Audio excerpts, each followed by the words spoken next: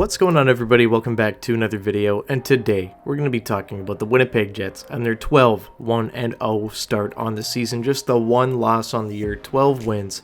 They're actually just the 6th team in NHL history to win 12 of their first 13 games, so that's pretty impressive. This Jets team is currently first in the NHL with 12 wins, first in the NHL in points with 24, first in the NHL in winning percentage with a .923, first in the NHL in power play percentage at 44.4%. That's crazy. First in the NHL with 62 goals, and first in the NHL in goal differential with a +32. This team is a lot of fun right now. And it hasn't really just been one line leading the way or anything like that. It's been a whole team effort. I mean, everybody is putting in points. Everybody is coming up with big games, picking up others when maybe they're not having the most impressive night. Even that top line that I was a little bit wary about that didn't really play great through maybe the first 8 or 9 games has kind of found their stride 5-on-5. I still don't think it's a perfect line or anything like that, but they are starting to click a little bit more, way more than a season ago anyway. And, the second line, which we were all kind of worried about Vladimir Mesnikov being the 2C. Could he really, center a line between Cole Perfetti and Nikolai Ehlers? He's proved he can do, that and much more. He's been really effective this year, been a really nice addition. Him and Ehlers have insane chemistry. Perfetti and Ehlers starting to find theirs. They look very good. Last year with Rick Bowness as the Jets head coach, they had a ton of success. As I said before, 50-win season. It was very impressive, but there was problems with Rick's philosophy, right? The Jets would get up early, or the Jets would take the lead, in the second or the third, and then he would just try to shut it down. And it was very boring hockey, but the way he went about it wasn't the smartest. He was putting out Mason Appleton in a year where he wasn't really playing that great, out there with Mark Scheifele and Gabe Vilardi later on in the night. He would bench Cole Perfetti, who is a fairly good defensive player, for guys, to double shift, like a Niederreiter, to put out Iafallo. And, a lot of the times it wouldn't work out, and we'd be sitting there scratching our heads like, hey, why aren't you playing your best players, when it matters? And especially later on in games when you need a goal. Why is Mason Appleton out there? Why is Mason Appleton getting more minutes than Nikolai Ehlers? Right? Like, it's just stuff like that Rick Bowness did that really set this team back. And it's a little bit different with Arneal, a lot different, I should say. Arneal comes out with kind of the same plan as Bones, really strong structural, team game. And, he rolls 4 lines, everybody gets to chip in, as we've seen this season. But one thing that stands out to me is when the Jets take the lead, he does not take his foot off the gas. He does not sit back. He does not try to just, hunker down and win, 1 or 2-0. He wants to go and put up 7. And that's why the Jets are leading the league in goals this season. They are hyper aggressive, and it's just super impressive to see. This team never gets tired. This team never thinks, oh, this one's over. This team's always trying to put the puck in the back of the net. And also, like I mentioned before, this team is red hot on the power play.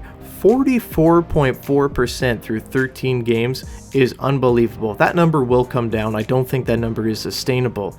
But the way that this new coaching staff has this power play running is super, super impressive. And, this is something that's absolutely unprecedented since the Jets have come back, from returning from Atlanta. But this is crazy. The penalty kill, kind of middle of the road right now, still trying to figure out a new system, but it's been fairly okay for the most part. But this power play is something else. It's unpredictable. It's fast. You don't know, who's going where. Even, the second unit is doing very well. Cole Perfetti really thriving on that second unit, by the way, with Vladimir Mesnikov. They're doing a great job with both units. Just quick, firing that puck, moving it around. And it's always someone different. It's not, a one trigger guy trying to get it to Connor every single time. Josh Morrissey's a big threat. Mark Scheifele's a big threat back in the bumper this season. And Nick Ehlers as well. Massive threat. Gabe Vilardi net front. This is so exciting to watch. This is something that we haven't been able to see really ever as Jets fans, and I love watching this power play. It feels like you have a 50-50 shot at getting a goal every time that unit heads out onto the ice, and it's been a big difference maker for Winnipeg this season. Now, with that said, I'm not planning a parade or anything quite yet. I think there's obviously stuff to improve on. On defense, I think the Jets can for sure use a big-time defenseman. I'm talking, top 4D, but I'm talking, closer to maybe a 3 or a number 2 defenseman. Neil Pionk's done a great job this season, and he's looked much better than seasons past. But is that a guy you really want in your top 4 heading into the playoffs? I'm not so sure. So maybe the Jets go make a move around the trade deadline. We'll see what happens there. Logan Stanley, as good as he has played at times this season, I don't think it's crazy to say, you don't want him in your top 6 come playoff time. We saw what happened to him in the Avalanche series. He is not a fast defenseman. When we play teams that are going to be, much faster, like a Colorado, like other teams here in the West, it's going to be a problem. He is not a very good rush defender. Neither is Neil Pionk for that matter. But I think the Jets can definitely upgrade on defense, and I think that's the most important part heading into the trade deadline.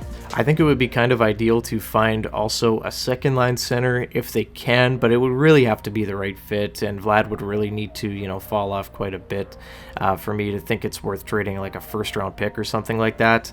But we'll see what happens. There are going to be some targets out there. I know Kadri was talked about before the season. I think that would, be a pretty interesting pickup for sure, but I know he's going to be expensive. I think if the Jets can kind of find a bargain find this year at the 2C spot that can fill in between Ehlers and Perfetti, move Vlad down to the 4th line, just have, all the more depth there, I think it would go a long way. But, we'll worry about that later on in the year, see how this season unfolds, but we'll be enjoying the ride for now. And a guy that I haven't even, mentioned here, Connor Hellebuyck. Guy's having another incredible year. I really didn't know at the beginning of the season if he was going to be able to recreate the year that he had last year, but god damn, he is really trying. His numbers off the charts this year. Already 2 shutouts on the year, 10 games played, 9 wins, 2 shutouts, as I said before, a 2.10 goals against average, and a .923 save percentage. Connor Hellebuyck, have yourself a season. Right now, got to be the number 1 Vezina candidate. I don't see anybody else really coming close right now. Maybe Shesterkin, but I think Hellebuyck right now, clear number 1. But that's really all I got today, guys. Thank you so much for watching. I just wanted to hop on here, talk about how the Jets are winning, but not, really how they have in the past. It's been sustainable, it's been impressive, and I think they can keep this up. I don't think, once again, they're not going to go 81-1 this year, but the way they are winning games, I think they will continue to do that impressively throughout the season. But what do you guys think? Leave a comment down below about this Jets team. How do you feel about them? Are they paper tigers or are they the real deal? I want to hear from you guys. Leave a like and subscribe to the channel if you haven't already. And I'll see you guys in the next one. Go Jets, go. Bye-bye.